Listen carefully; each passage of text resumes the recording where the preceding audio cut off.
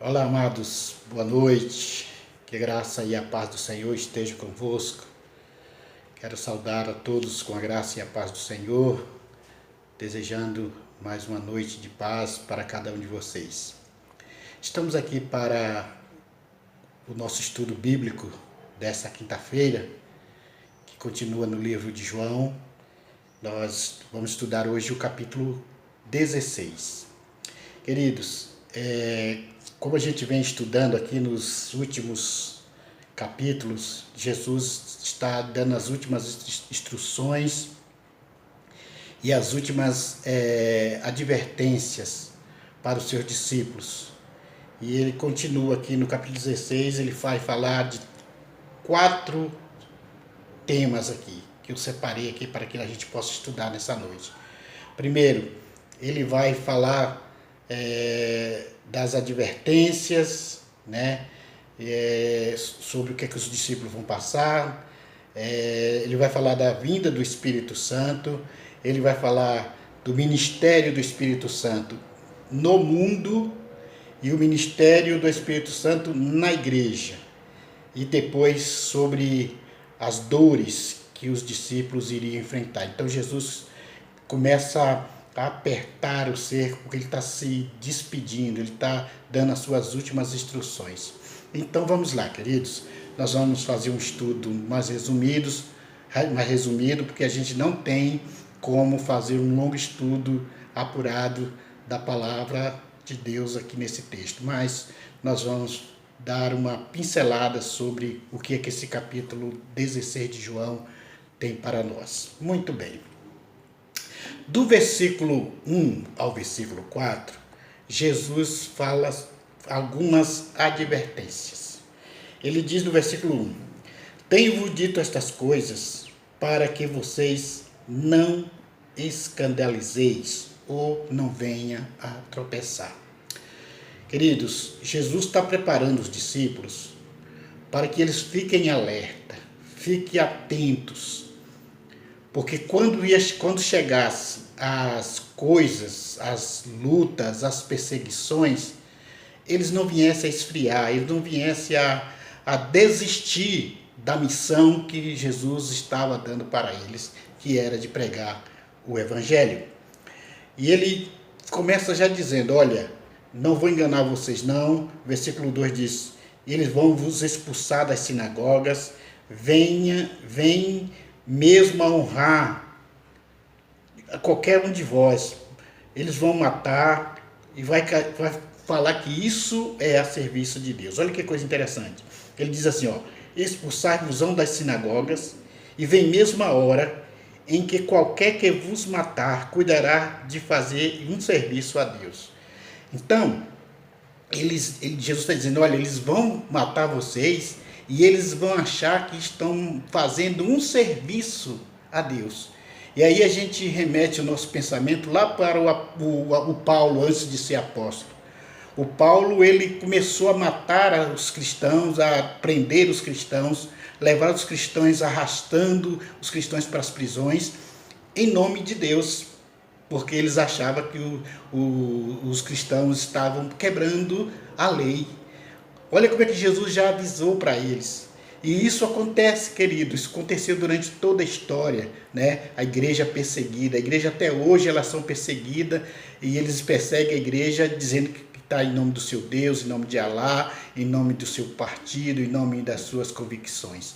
Então Jesus já alertava os seus discípulos para isso.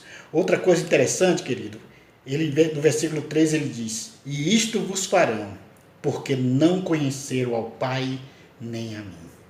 Se os judeus, se os líderes religiosos, se os sacerdotes, os fariseus tivessem conhecido a Deus de verdade e a Jesus, eles não iriam fazer isso, porque eles sabiam que Jesus era de Deus e Deus estava com Jesus.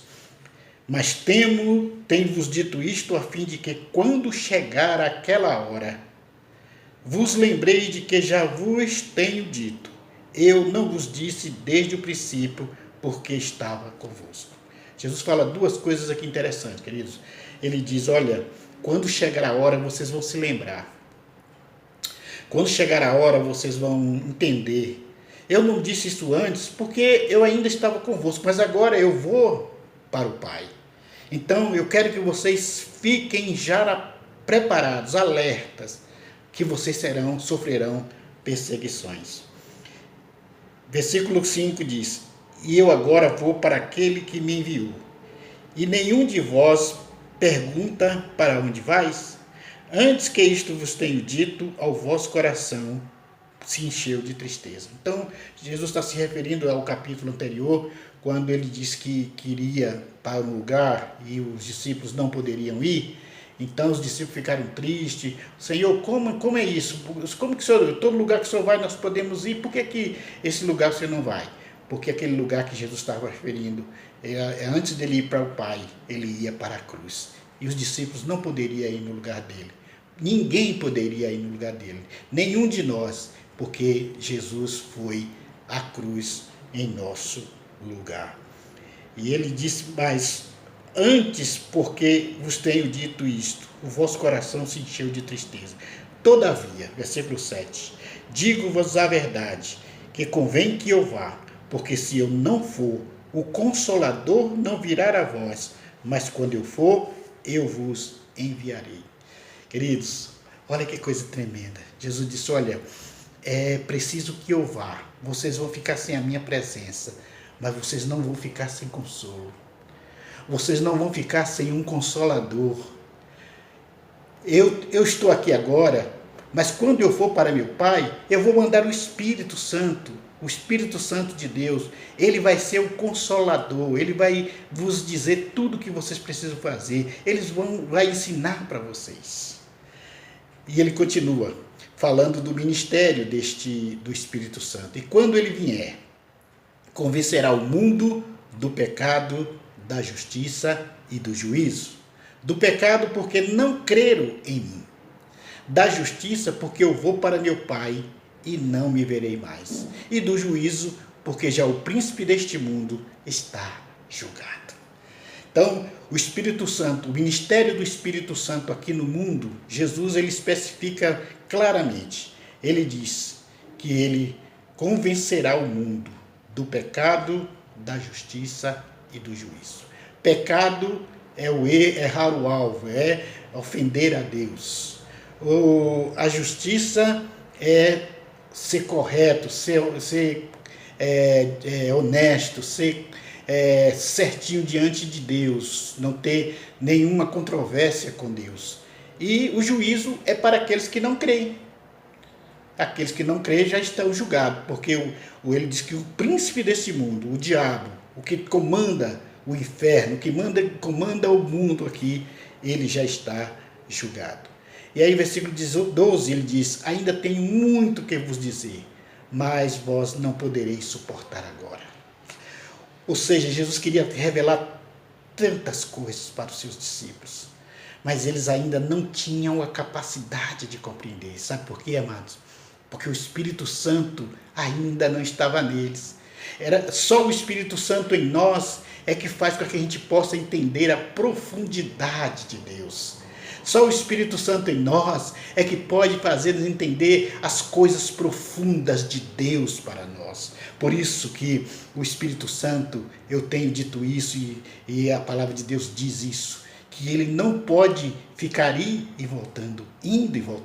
No Velho Testamento era assim.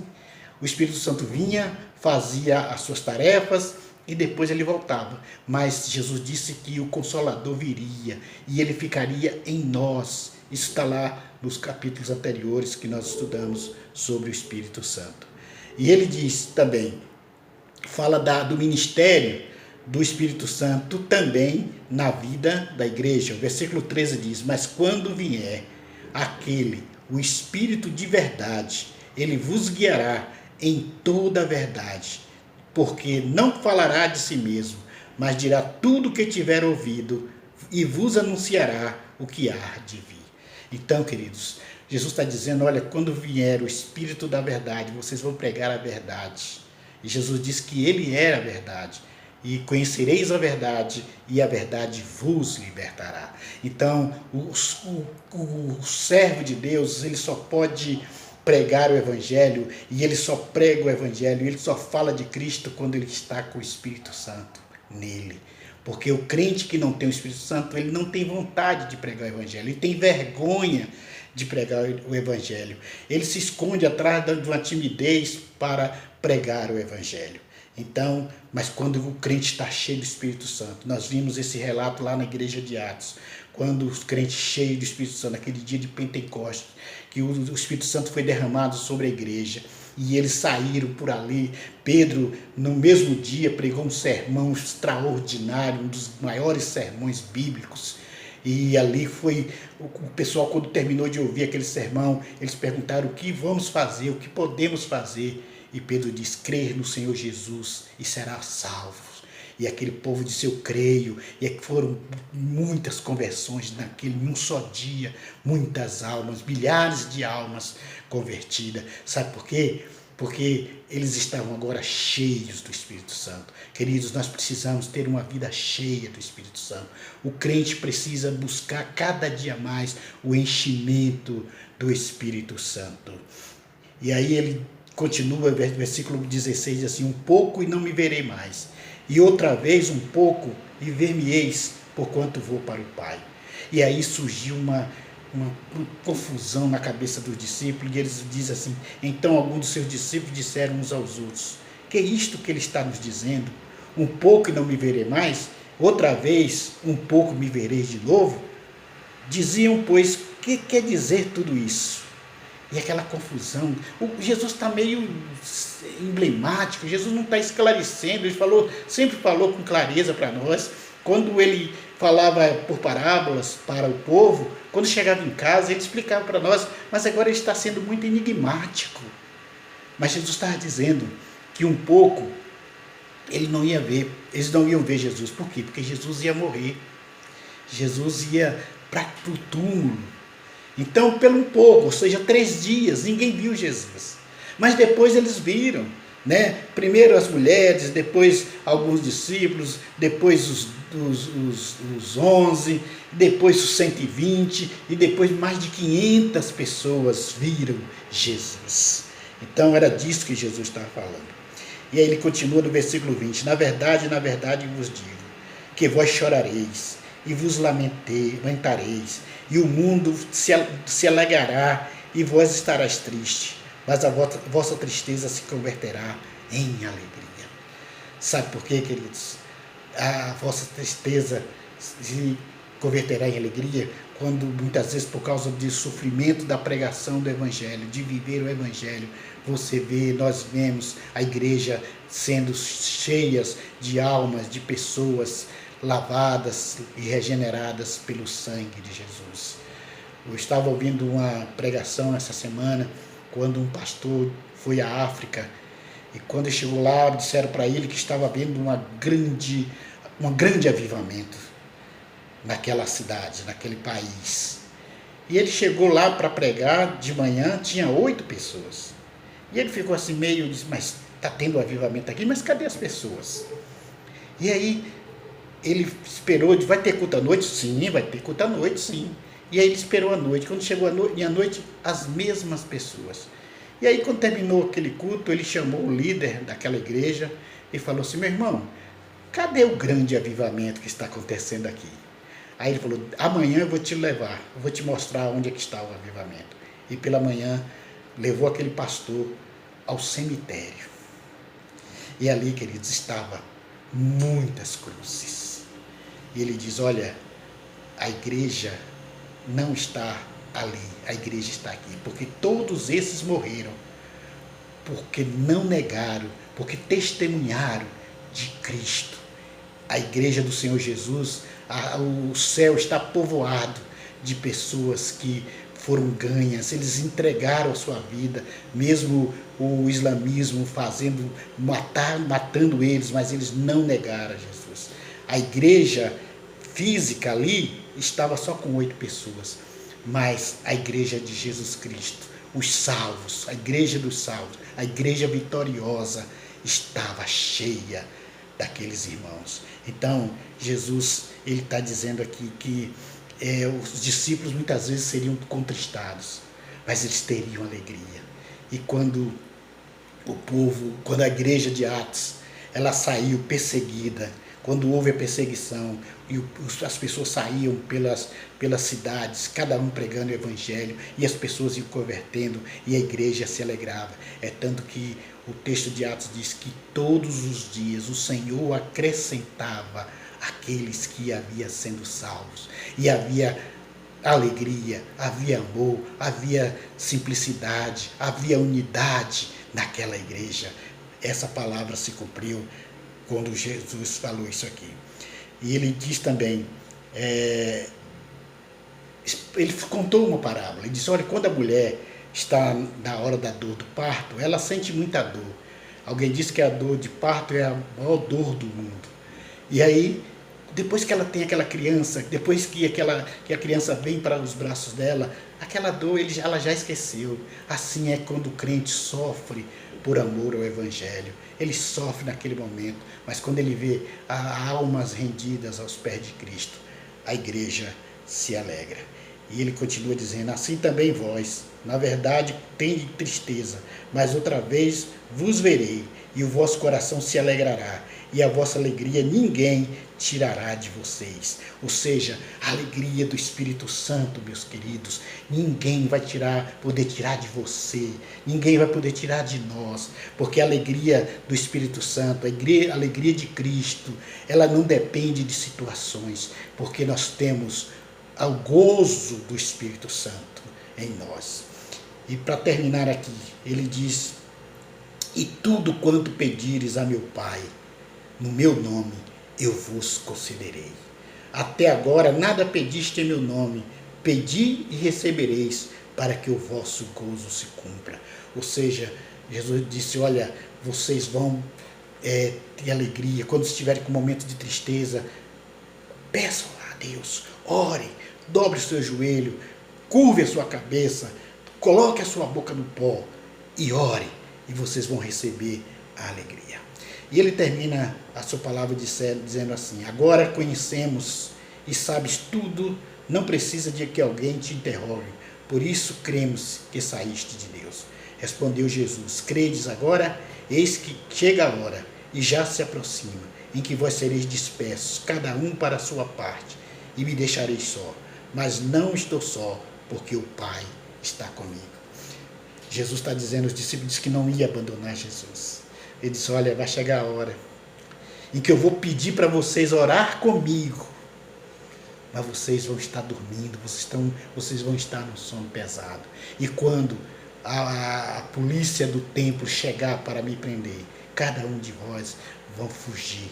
E o texto diz que naquele dia os discípulos fugiram, alguns fugiram até enrolados no lençol, todos fugiram, Jesus ficou só. Jesus sofreu só ali toda aquela angústia. Ninguém, até o próprio Pedro, ele negou Jesus 3 vezes naquele dia. E ele termina dizendo, tenho-vos dito isto, para que em mim tenhais paz. No mundo tereis aflições, mas tende bom ânimo, eu venci e vós vencereis. Amados, olha que palavra tremenda, olha que palavra de conforto. Jesus está dizendo aqui, ó, tenho-vos dito isso, não é para que vocês fiquem cabisbaixo, não é para que vocês desistam, não é para que vocês fiquem preocupados, estressados, desistam de ser meus seguidores. Eu tenho dito isso é para que vocês tenham paz em mim, amados. Jesus está dizendo que nós precisamos, nesse momento de angústia, nesse momento de morte, nesse momento de tragédia, nesse momento de medo, ele está dizendo, tenham paz em mim. Tenha a paz de Cristo no seu coração, meu amado. Tenha a paz de Cristo no seu viver. Você está muitas vezes preocupado porque vai perder o emprego, e que o seu sustento. Tenha paz em Cristo. É a paz que excede a qualquer entendimento. Jesus disse que ia cuidar dos discípulos, e ele disse que vai cuidar de nós. Ele está cuidando de nós. Então, queridos, tenha paz. E ele diz, olha, mas no mundo tereis aflições. Esse mundo nós vamos ter aflições sim, queridos. Nós vamos ter muitas aflições. Mas ele diz, tende bom ânimo. Ou seja, não deixe se vencer pelo medo, pela angústia, pelo terror. Tenha o seu ânimo lá em cima, nesses dias de quarentena. Tenha o seu ânimo perfeito. E você só vai conseguir isso, querido, se você estiver em comunhão com o Espírito Santo. Se você estiver em comunhão com Deus. Se você se entregar à oração, à meditação. Você se colocar diante do Senhor. Você não vai ter essa tristeza invadindo o seu coração. E ele disse, eu venci o mundo. Jesus está dizendo que ele venceu o pecado, ele venceu a morte, ele venceu a dor, ele venceu tudo, e nós também podemos vencer nele. O Espírito Santo está em nós e nós podemos vencer. Então, meus queridos, nessa noite, nesse estudo maravilhoso desse capítulo 16 de João, queridos, que nessa noite ouça esse vídeo, assista esse vídeo e medite. Como é que está a sua vida, meu querido? Você hoje, como é que você está com esse medo? Você está com medo? Você está aterrorizado pelas notícias? Essa semana o Ministério da Saúde está dizendo que esses 15 dias vai ser os piores para o Brasil. As pessoas estão alarmando que 70% da população já está infectada com o vírus, mas nós temos Cristo. Então tenhamos paz. Deixo-vos a minha paz eu vos dou. Não vos dou como o mundo a dá. Tende paz. Queridos, é isso que eu desejo para a sua vida nessa noite. É isso que eu desejo para o seu coração. É isso que eu desejo para a sua família. Tende paz. Paz com Deus. Paz com a sua família. Paz com o seu cônjuge. Paz com seus filhos. Paz com aquelas pessoas que estão te perseguindo. Paz com aquelas pessoas que você não está suportando. Tenha paz.